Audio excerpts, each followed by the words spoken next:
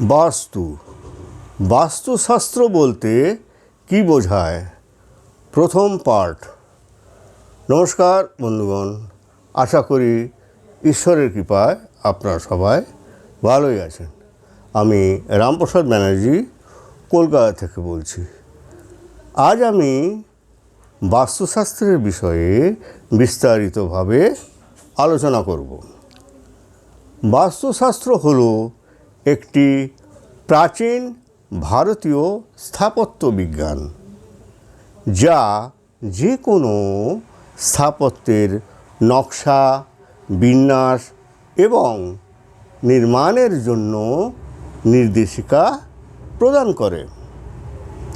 বাস্তুশাস্ত্র অনুসারে বিভিন্ন বিল্ডিংয়ের দিক, আকৃতি এবং অনুপাত, সেই সাথে কক্ষের প্রবেশদ্বার, জানালা এবং আসবাবপত্র স্থাপনের নিয়মানুবর্তিতা পালন করে।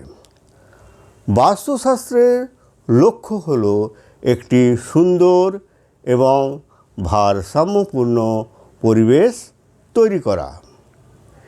এর সাথে ইতিবাচক শক্তি, স্বাস্থ্য, সমৃদ্ধি এবং সামগ্রিক মঙ্গলকে প্রবাহিত করা। বাস্তু শব্দটি এসেছে বস্তু থেকে, অর্থাৎ যে কোনো স্থান, ভবন বা যে কোনো স্থাপত্য কাঠামোকে নির্দেশ করে। বাস্তুশাস্ত্র একটি বৈজ্ঞানিক বা পদ্ধতিগত জ্ঞানকে বোঝায়। মহাজাগতিক শক্তির সাথে সামঞ্জস্য রেখে যে কোনো জ্যামিতিক আকৃতির সৃষ্টি হলো বাস্তুশাস্ত্র বা বাস্তু শিল্পশাস্ত্র। প্রাচীন ভারতের বাস্তুশাস্ত্র হলো আসলে আজকের আধুনিক সিভিল ইঞ্জিনিয়ারিং। বাস্তুশাস্ত্রের ইতিহাস ও প্রাচীন বাস্তুবিদ্যার গ্রন্থসমূহ হাজার হাজার বছর প্রাচীন গ্রন্থে খুঁজে পাওয়া যায়। বাস্তুশাস্ত্রের উল্লেখ্য স্থাপত্য বেদের মধ্যে পাওয়া যায়। স্থাপত্য বেদ 4টি উপবেদের একটি। স্থাপত্য বেদ নকশা এবং নির্মাণের উল্লেখ রয়েছে, যা মানুষ, প্রকৃতি ও নির্মিত পরিবেশের মধ্যে সামঞ্জস্যের বজায় রাখে। ভারতীয় বাস্তুশাস্ত্র 5000 বছর বা তারও বেশি পুরনো।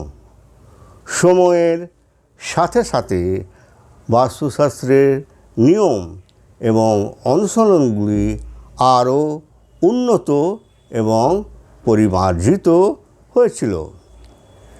বিখ্যাত পণ্ডিত এবং মৌর্য সম্রাট চন্দ্রগুপ্তের উপদেষ্টা কৌটিল্য রচিত অর্থশাস্ত্র, নগর পরিকল্পনা এবং স্থাপত্যের দিকগুলিও আলোচনা করা হয়েছে। এরপর বাকি অংশটুকু দ্বিতীয় পার্টে আলোচনা করব। বাস্তুর জন্য আজকের টিপস। বাস্তুশাস্ত্রের সিদ্ধান্ত মেনে আবাসস্থল নির্মাণ করলে মানুষ প্রাকৃতিক দুর্যোগ থেকে রক্ষা পেতে পারে। ভিডিওটি যদি ভালো লেগে থাকে তাহলে ভিডিওটি লাইক ও শেয়ার করবেন এবং চ্যানেলটিকে সাবস্ক্রাইবের জন্য অনুরোধ রইল। ধন্যবাদ।